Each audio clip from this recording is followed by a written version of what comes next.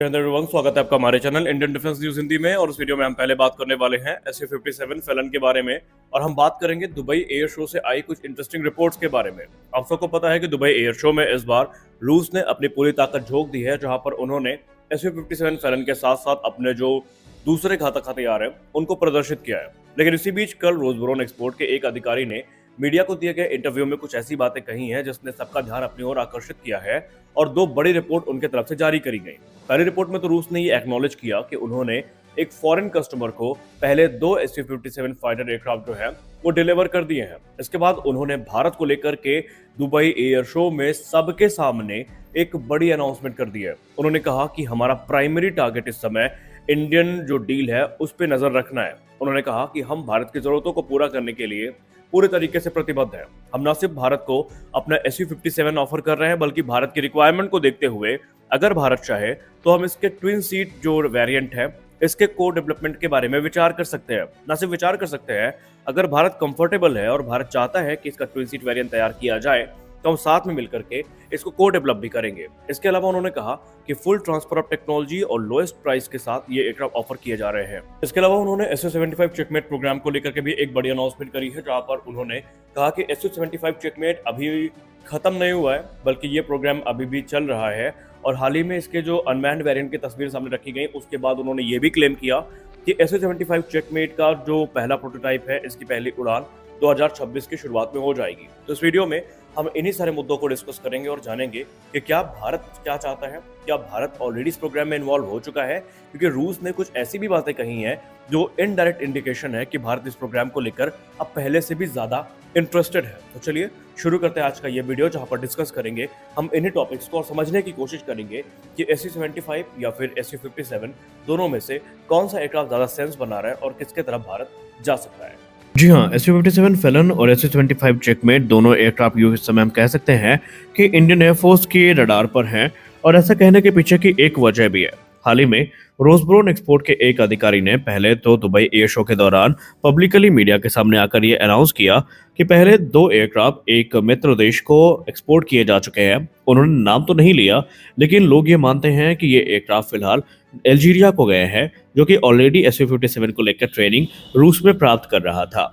लेकिन उन्होंने फिर भारत का नाम लेते हुए ये कहा कि भारत को हमने जिस प्रकार का ऑफर SU-57 फैलन का दिया है, आज तक ऐसा ऑफर किसी को भी हमारी तरफ से नहीं दिया गया। उन्होंने कहा कि भारत को जो जो मॉडिफिकेशन चाहिए हम सब करने के लिए तैयार है और ये एयरक्राफ्ट पूरी तरीके से भारत को ध्यान में रखकर मॉडिफाई किया जाएगा।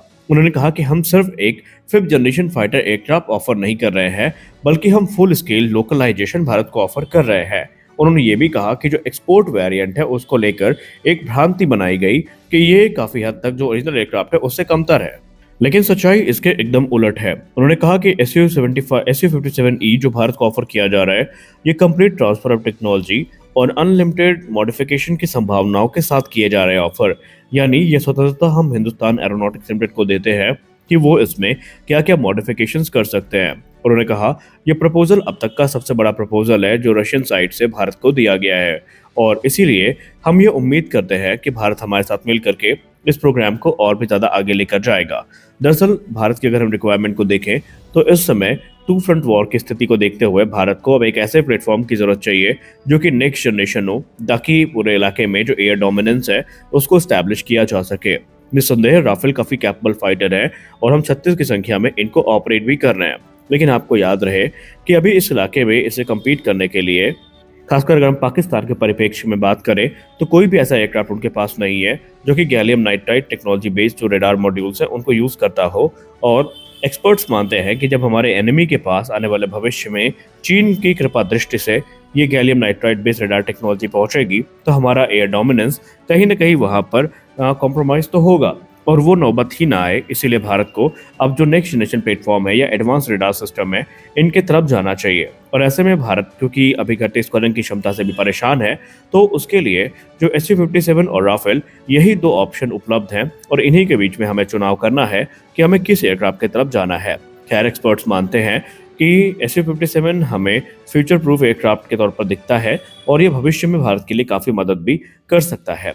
और इसीलिए रूस को इस बात का पूरा भरोसा है कि अगर कोई भी डील भारत से आती है तो वो SU-57 फैलन को लेकर के ही होगी। हाल ही में भारत की तरफ से इसके स्टेल्थ कैरेक्टरिस्टिक्स को लेकर कुछ चिंताएं व्यक्त करी गई थी और उसको रूस ने हाल ही में दुबई एयर शो के दौरान जो नए स्केल मॉडल हैं उनसे कहीं ना कहीं एड्रेस किया है और वो है नए इंजन नोजल्स। हमें यहाँ पर जो स्टेल्दी नोजल्स हैं वो देखने को मिले हैं जिनके चलते जो रडार सिग्नेचर है वो काफ़ी कम होगा। हालांकि रूस का ऑफर सिर्फ यहीं तक सीमित नहीं है।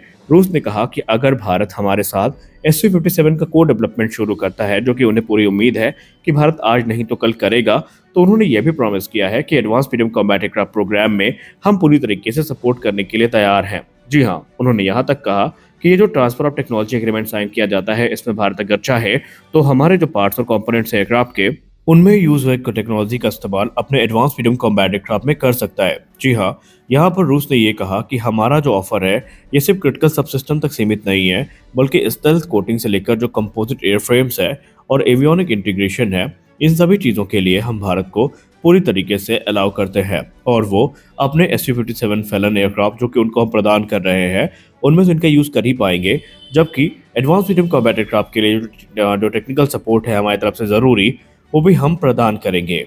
और हाल ही में रूस की तरफ से एक डिटेल रिपोर्ट सबमिट करी गई थी जहां पर उन्होंने स्पष्ट शब्दों में ये कहा कि भारत के पास 50% ऑलरेडी जो कैपेबिलिटीज़ हैं ये उपलब्ध हैं जो कि एयरक्राफ्ट के निर्माण के लिए ज़रूरी होती हैं। बाकी जो मॉडिफिकेशंस हैं वो करने के बाद जो SU-57 फैलन का लोकल प्रोडक्शन है वो किया जा सकता है। अब इन सारी चीज़ों में तेज़ी आने की एक वजह भी है कि 5 से लेकर 6 दिसंबर के बीच में रशियन राष्ट्रपति व्लादिमीर पुतिन का भारत दौरा होना है और उसके पहले ही चीज़ों को फाइनलाइज करने का जो प्रयास है वो किया जाएगा। यानी कि 5 से लेकर 6 दिसंबर के बीच में 23वीं इंडिया रशिया समिट का आयोजन किया जाना है और उससे पहले रूस इस प्रयास में है कि एक जो डील है ये फाइनलाइज कर ली जाए।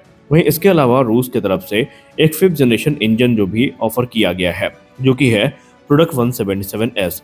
लेकिन इन सब के बीच में एक और बड़ा डेवलपमेंट था जिसने लोगों का ध्यान अपनी ओर आकर्षित किया है। अगर हम पहले प्रोडक्ट 177S की बात करें तो इसको लेकर ऑलरेडी हम लोग डिटेल्स में जान चुके हैं कि ये 142 किलोमीटर का थ्रस्ट जनरेट करने में सक्षम है।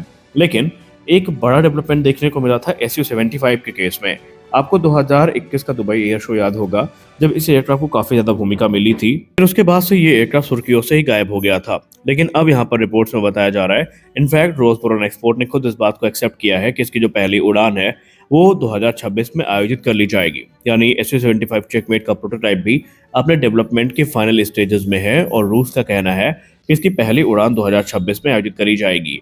गौरतलब है कि उनको अभी भी इस बात का भरोसा है कि भारत आज नहीं तो कल SU-75 प्रोग्राम की तरफ देखेगा, क्योंकि ये एक कॉस्ट इफेक्टिव स्टेल्थ फाइटर होने वाला है सिंगल इंजन का और बहुत सारे डिजाइन चेंजेस से भी गुजर चुका है। तो उन्हें इस बात का भरोसा है कि भारत और जो दूसरे मित्र देश है वो इनकी तरफ देखेंगे। अब भारत इनको लेगा या नहीं लेगा इसकी संभावनाएं तो कम है, क्योंकि Bharat already single engine fighters की तरफ नहीं देख रहा है और भारत ने कोई टिप्पणी भी नहीं करी है। लेकिन चांसेस अगर हैं तो वो SU-57 फैलन के सबसे ज्यादा है। इस वीडियो में बस इतना ही। आशा करते हैं वीडियो आपको अच्छी लगी होगी। वीडियो अच्छी लगी वीडियो को लाइक करिए, नए चैनल को सब्सक्राइब करिए। मिलते हैं अगले वीडियो में, तब तक के लिए जय हिंद।